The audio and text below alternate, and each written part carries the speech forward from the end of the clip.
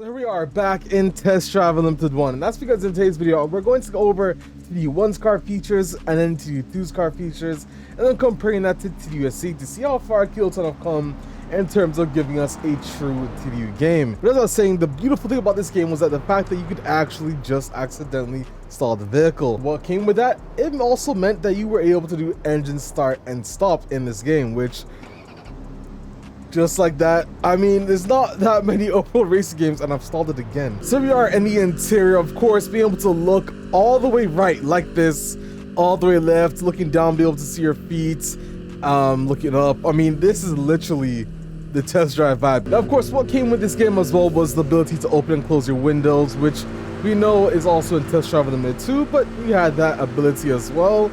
Obviously, mirrors working in some nice clean FPS there as well. I mean, we definitely can't have those blurred in the test drive game. But I think the most important thing about Test Drive Unlimited 1 was, if you actually go to the settings menu, which if I remember what I have that set to, all you have to do was click on options here, game settings, and then click on seat position.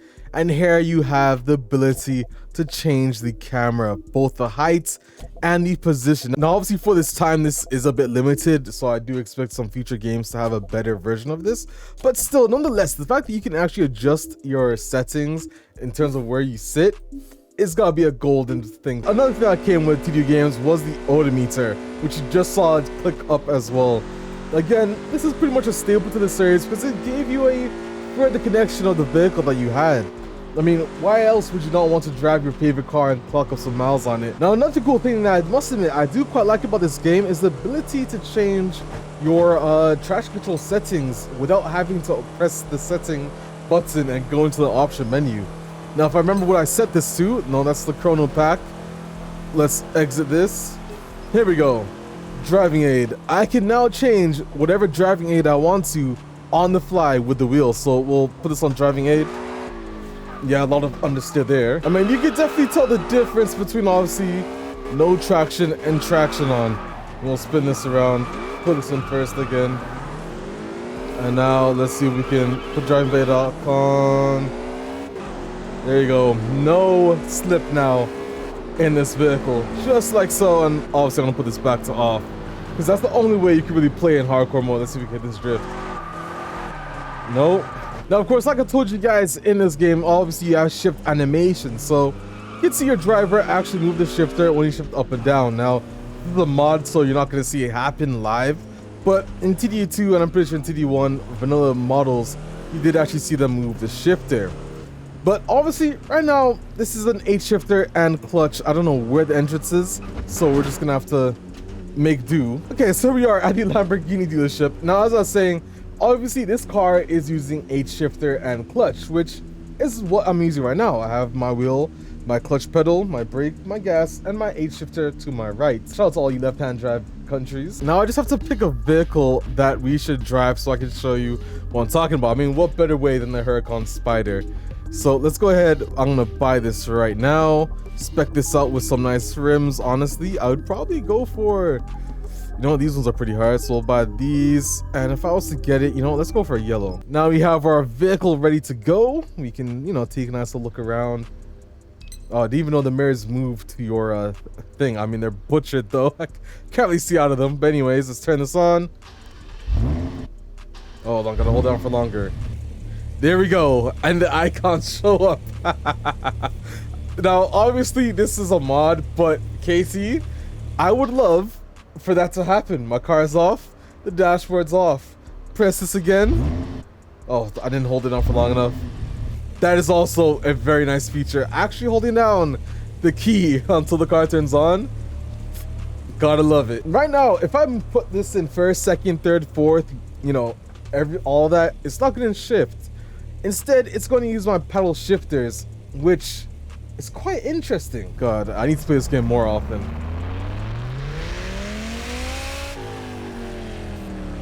Let's make a little turn here. The game knows what vehicle you're driving, and based on that, the game will choose whether or not your car is automatic, whether or not it's using a 8 shifter and clutch, or whoops, I don't even know how I still hit him, or whether or not you're just using your pedal shifters. That, I think, is such a small little detail about TDU1 That wish made it into TDU2, unfortunately it didn't. But let's take a look at what features did make it into TDU2 and what improved on it. Now welcome to Test Drive Unlimited 2, which the very first thing you can now do is this. Indicators worked in this game. So let's turn this on. Now there was no start and stop. Don't know why they removed it, to be honest.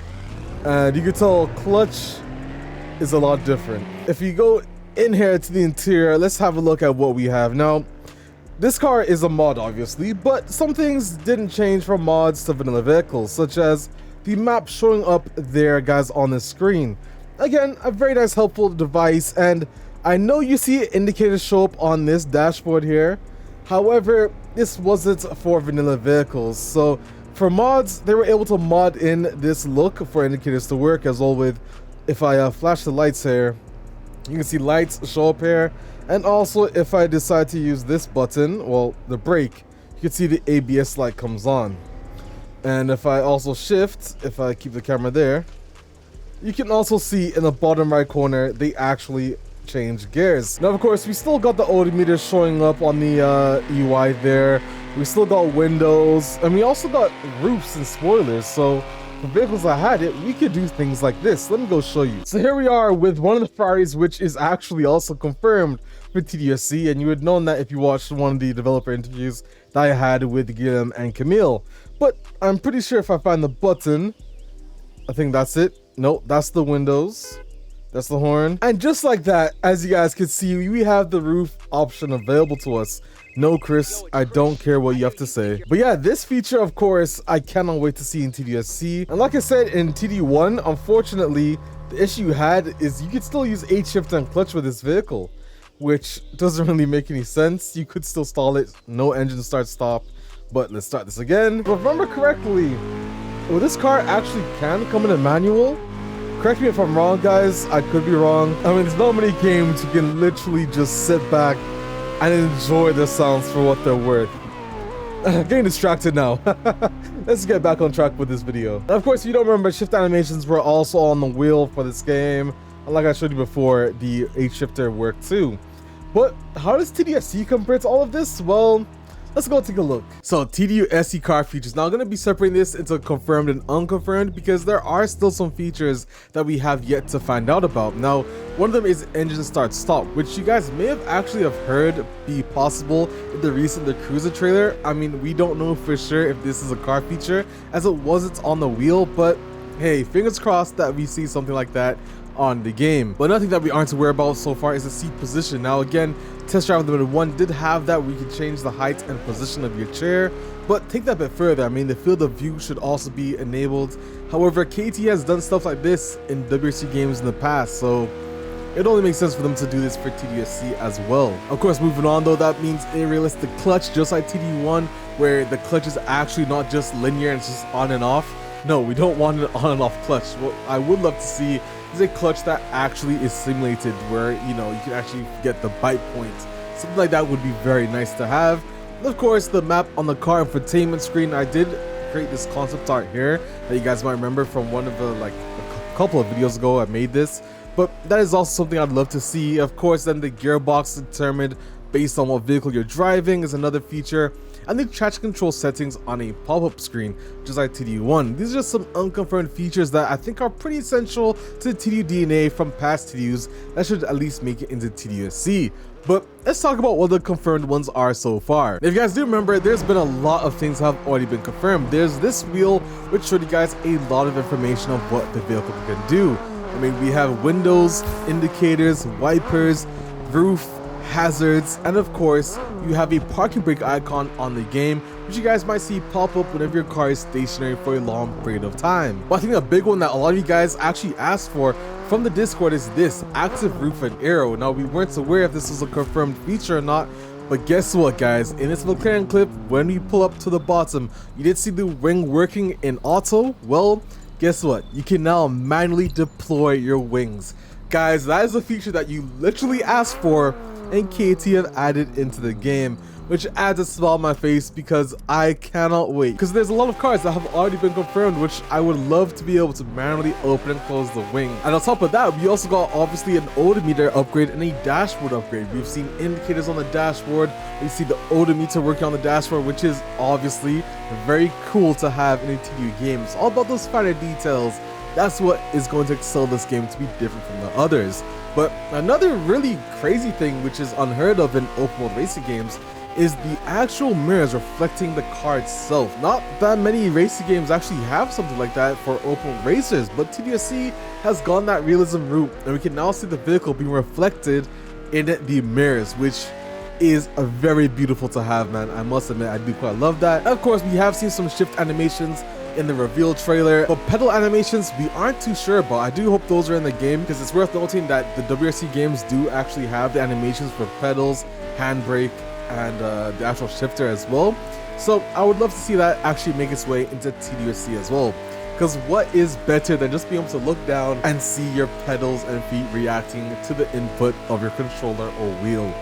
Come on, it just adds to the immersion, man. And of course, I'm sure there's a lot more car features I haven't even mentioned yet that are probably in TDSC, but I can't wait to see what else we get regarding this game. You guys already know what it is. Let me know what your favorite feature is in the comment section below in TDSC and even in some past TDUs. And if you agree with me or not with some of these features, your noise, like I said, guys, pop up on that side of the screen for more videos. I'm Alex7, and I'm out, guys. Peace.